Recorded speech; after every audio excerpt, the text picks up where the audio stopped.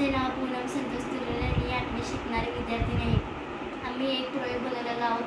त्या प्रयोगाचे नाव आहे पाऊस ऋतूतील प्राण्यांसाठी प्लास्टिक कचरा वापरून आपत्कालीन आश्रयगृह. मी या प्रयोगापासून थोडीशी माहिती सांगणार आहे.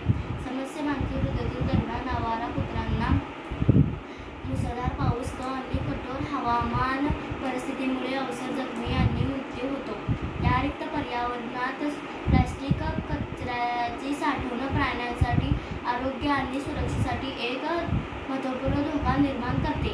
माझे नाव कृषिमाली सगळे आहे.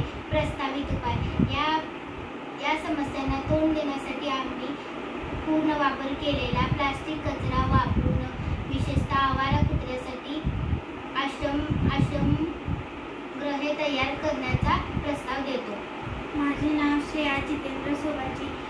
अपेक्षित परिणाम: कमी प्राणी दुःख. पाऊस ऋतू दरम्यान प्रतिकूल हवामान परिस्थितीमुळे प्रभावित होणाऱ्या प्राण्यांची संख्या लक्षणीयरित्या कमी करा.